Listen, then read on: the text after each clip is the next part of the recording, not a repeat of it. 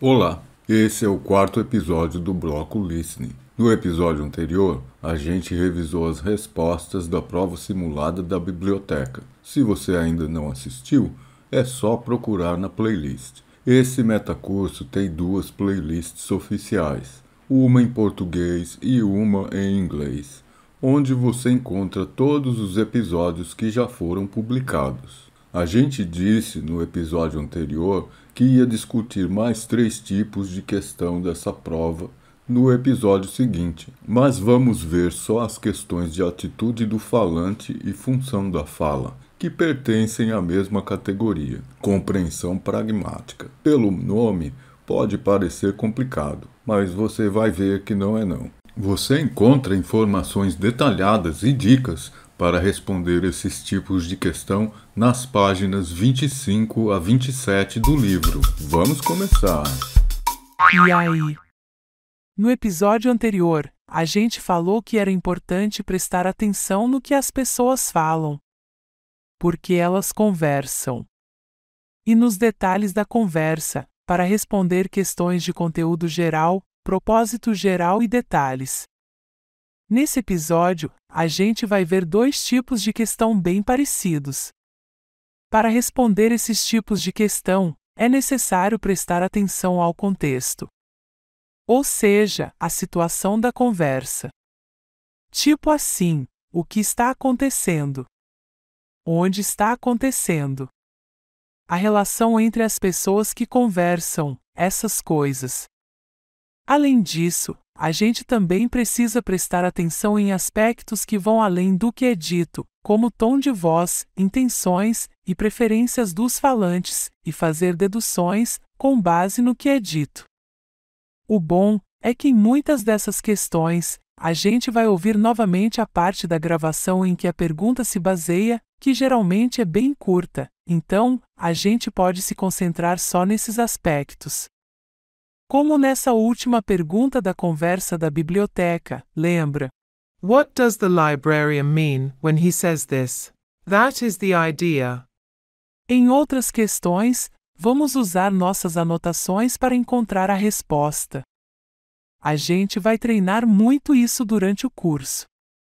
Então, vai ficar cada vez mais fácil. Hoje, é só para a gente conhecer os tipos de questão e saber o que é importante para identificar a resposta. Olha aí, questão de atitude do falante, ou speaker's attitude. Esse tipo de questão é para saber se a gente entende como o falante se sente. Tipo, se está confiante, em dúvida, receoso, desconfiado, essas coisas. Ou se a gente entende opiniões ou preferências indicadas pelo falante. Se liga que eu falei indicadas, tá?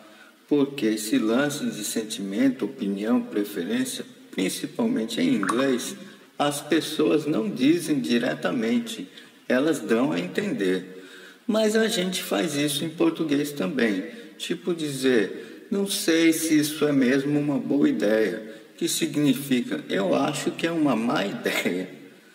Também tem que prestar atenção no tom de voz.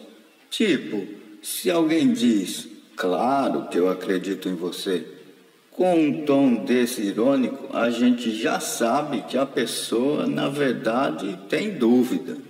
A segunda pergunta da biblioteca é um bom exemplo desse tipo de pergunta. Vamos ver.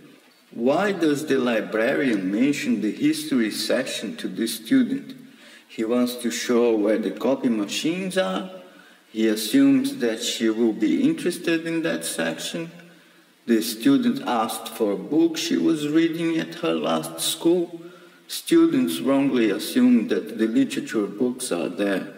O bibliotecário diz que notou que outros alunos que estudam o mesmo assunto gostam de pesquisar na seção de história. Olha só.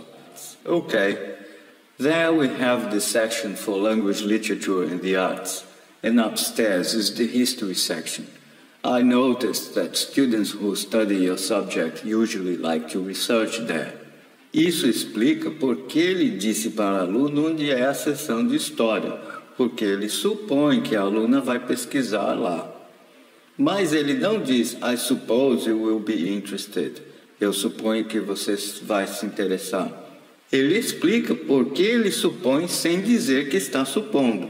E a gente é que tem que fazer essa conexão entre a informação que ele deu e o motivo dele ter dado a informação para chegar na suposição dele, que é He assumes that she will be interested in that section. A gente vai treinar muito essas questões de atitude do falante aqui no metacurso. Então, no dia do exame vai ser tranquilo. Questões de atitude do falante normalmente valem 1 ponto cada e aparecem com alta frequência, de 3 a 5 por teste. Ei, agora a gente vai ver o tipo função da fala. Em inglês, understanding the function of what is said. É bem simples isso. É só a gente entender por que as pessoas dizem o que elas dizem. Tipo, não tô afim de papo. Quando alguém diz isso, é porque está com raiva. Então, a função dessa fala é mostrar que está com raiva da outra pessoa. Tem um detalhe importante aqui. Em inglês, muitas vezes as pessoas dizem coisas indiretamente, ou seja, dizem uma coisa que significa uma outra coisa.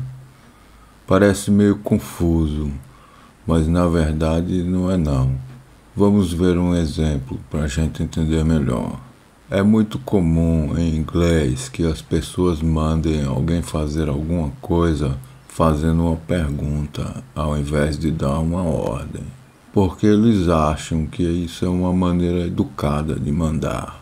A pessoa em posição de autoridade manda a outra fazer uma tarefa perguntando se a pessoa quer fazer aquilo. Por exemplo, o diretor para o assistente. Do you want to see if the parcel has arrived? Você quer ver se a encomenda chegou? A função dessa fala não está ligada à sua forma, uma vez que não se trata de uma pergunta. O que o diretor está dizendo, na verdade, é vá ver se a encomenda chegou. Então, a função é de mandar. Os elementos importantes aqui são a relação entre as pessoas e o contexto, porque só manda quem tem autoridade sobre o outro. Então, se os dois falantes fossem colegas de trabalho na mesma posição, a função da fala não seria dar uma ordem. O lance é praticar bastante. E a gente vai fazer muito isso aqui no metacurso. E se ligar no contexto para perceber essas informações indiretas. Como as de atitude do falante, essas questões de função da fala também valem 1 ponto cada e aparecem com alta frequência, geralmente em torno de 3 a 5 por teste. Esse foi o 4º episódio do bloco Listening. A gente falou sobre as questões de atitude do falante e função da fala. Veja informações detalhadas e dicas sobre esses 2 tipos de questão nas páginas 25 a 28 do livro. E nas páginas 34 a 42, tem uma análise completa da conversa, das questões e das respostas da prova simulada. Não perca o próximo episódio. A gente vai concluir os tipos de questão da prova de listening e falar mais sobre o que fazer para ter o melhor resultado no TOEFL.